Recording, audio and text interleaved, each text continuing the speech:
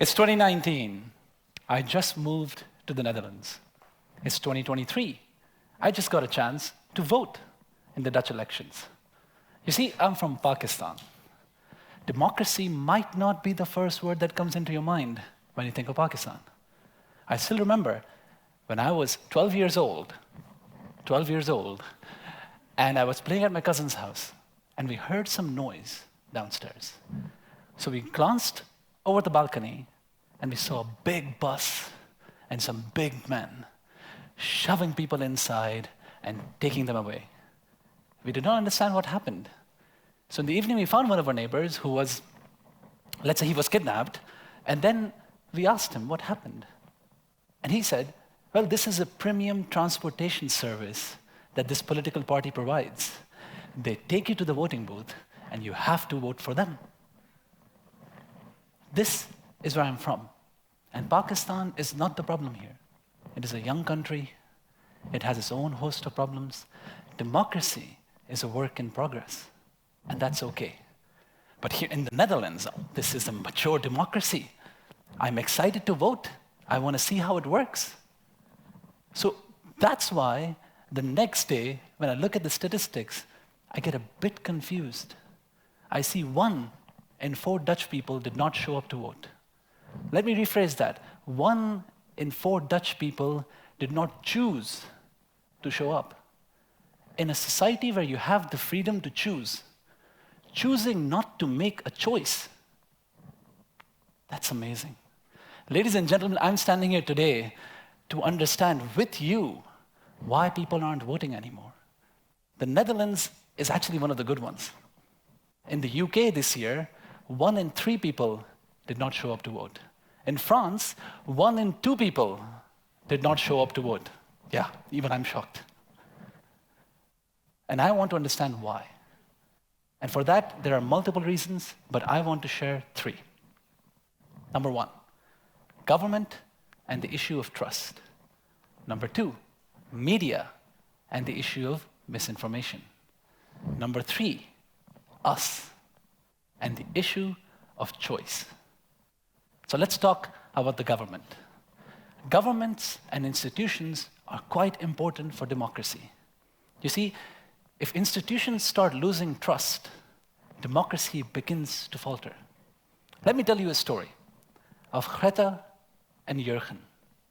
Greta and Jurgen have not seen their children properly for the last 10 years. They only get to see them once every month for 4 hours. 4 hours. Why? Well, Greta and Jurgen are part of 10,000 families who were falsely accused of tax fraud by the tax department here in the Netherlands.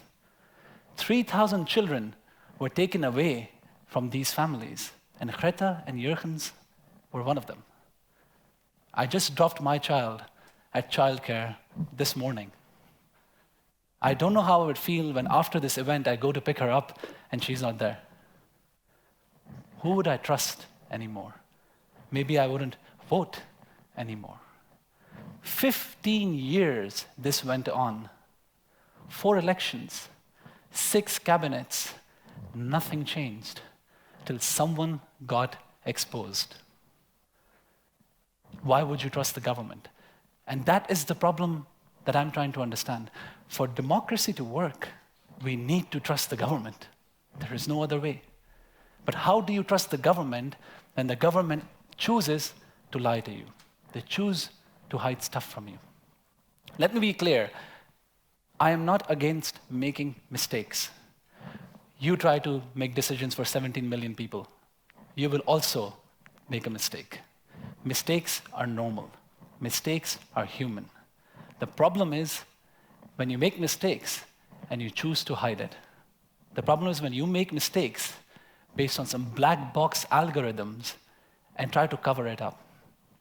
That is the problem that needs to be fixed. And governments have to show us why we should trust them. Number 2, media. Nobel Peace Prize winner Maria Ressa once said, when there are no facts, there is no truth. And there is no truth, there is no trust. And when you don't have a shared truth, you don't have a democracy. You see, media and democracy are intricately linked. You have the one thing that relies on an informed voter base, and you have the other thing that is responsible for providing the right information to that voter base. When one thing is not working properly, the other thing will not be at its best. And that is exactly what is happening today. Misinformation, because of technology, scale, or just because any one of us can share whatever we want on the internet, has led people to not believe in one shared reality. Shared reality is actually quite important. If you and I cannot agree on something, how can we come together to decide on something? If you and I do not believe the facts in front of us, how do we decide who to vote for? And because of so much information, you would think people would have a better sense of reality, more information, better decisions. But what you see is more information has led to countries being broken up into separate little islands of reality, with everyone defending their own truth and saying everyone else is the problem. To give you a very simple example, the 2020 US elections were stolen. I'm quite interested to know why that did not happen last week. No one hears that anymore, that the elections were stolen. But in 2020, the elections were stolen. Does anyone know where did that story come from? It was actually an anonymous message, an email, that was sent to one of the campaign attorneys of Donald Trump, alleging that Dominion voting systems rigged the election in Joe Biden's favor by flipping some votes. Fox News got some news about this, and they told the campaign attorney to come to Fox News and share this with the world. No sources were checked. Nothing was verified. They took their version of the truth and they ran with it because they wanted their person to win. Voter fraud, election was stolen, was spread all over the world.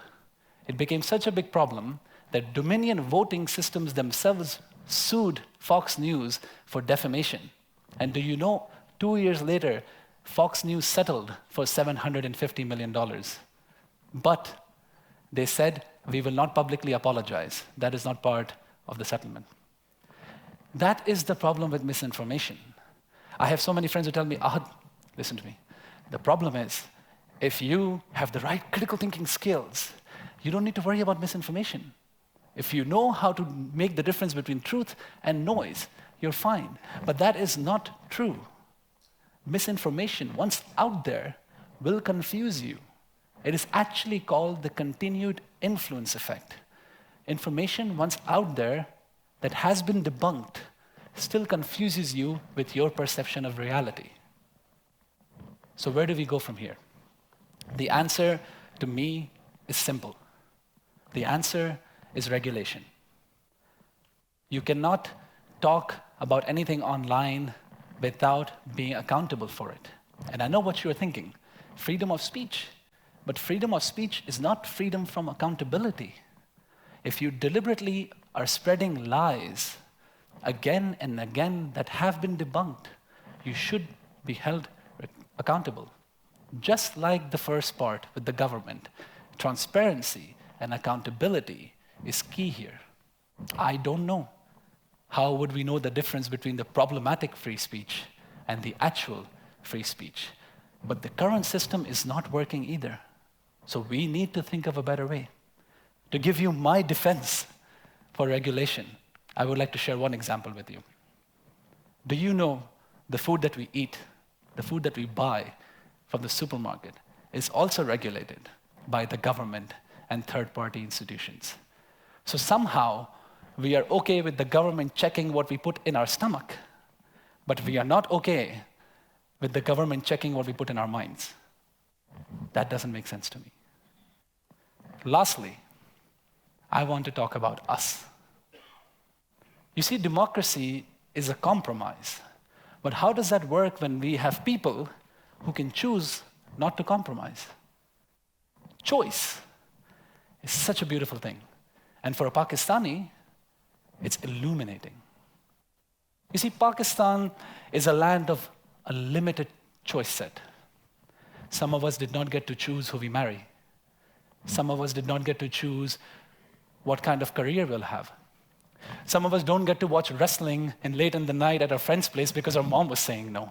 We don't get choices. Choices are made for us. But here, choices are made by you. And that is what's amazing about democracy. Democracy provides you the freedom to make your own choice. But it also requires you to compromise that choice. Choosing to compromise is an amazing concept. In Pakistan, we don't have a choice. It has been taken away from us. Well, I married this person because my mom said so. I became a lawyer because my dad said so. Sorry, Ahmed, I cannot come and watch wrestling with you because it's late in the night. Choices are taken away. It is easy.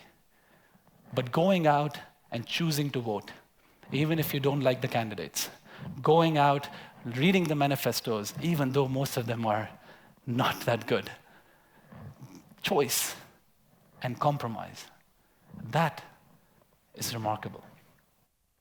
Democracy is not just about you or me.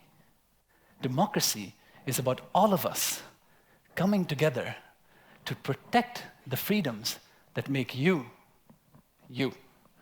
Thank you so much.